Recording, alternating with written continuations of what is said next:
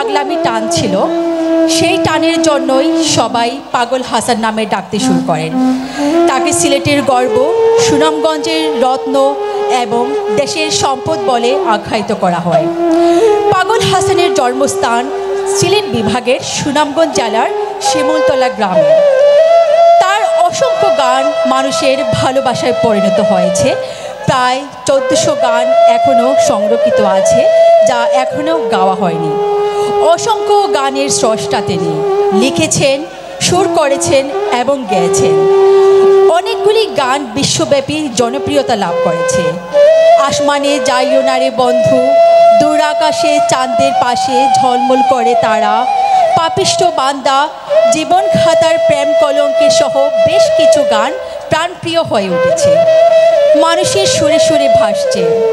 তার গানগুলি জীবনের কথা বলে, মানুষের কথা বলে, দেশের কথা বলে। সুনামগঞ্জের অনেক ঐতিহ্য তুলে ধরার চেষ্টা করেছেন তিনি। সংস্কৃতিকে আরও এগিয়ে নিয়ে যাওয়ার জন্য অনেক প্রচেষ্টা ছিল তার। বাংলাদেশের একজন বিখ্যাত কণ্ঠশিল্পী হয়েও অতি সাধারণভাবে জীবনযাপন করতেন তিনি। তার ব্যবহৃত বাড়িটি ছিল খুবই সাধারণ। চাইলেও তিনি দালান কোঠা, অট্টালিকা গড়তে পারতেন। তিনি সাধারণভাবে চলতে বেশি পছন্দ করতেন। সবার সাথে ভালো ব্যবহার করতেন তিনি। নিম্ন শ্রেণীর লোক থেকে শুরু করে উচ্চ শ্রেণীর সবার সাথে ভালো সম্পর্ক ছিল তার। কোটি কোটি ভক্তের ভালোবাসায় সিক্ত হয়েছিলেন তিনি।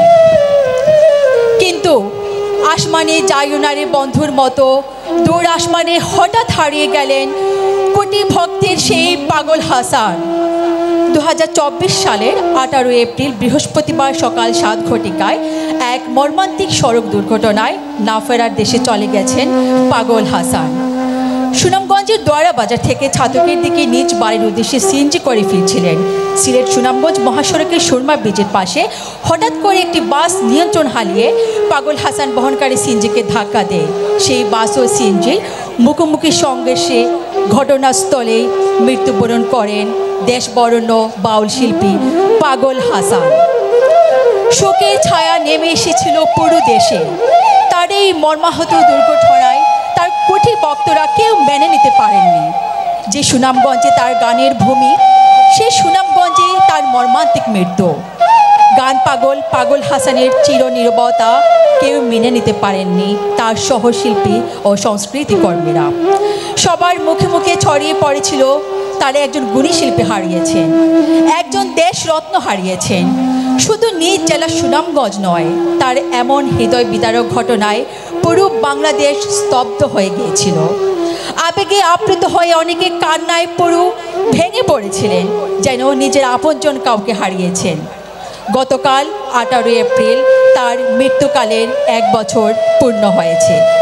তার মৃত্যুবার্ষিকীতে গভীর শ্রদ্ধার সাথে স্মরণ করছি আমরা। কোটি ভক্তের পাগল হাসানকে, সেই সাথে তার আত্মার মাগফিরাত কামনা করছি।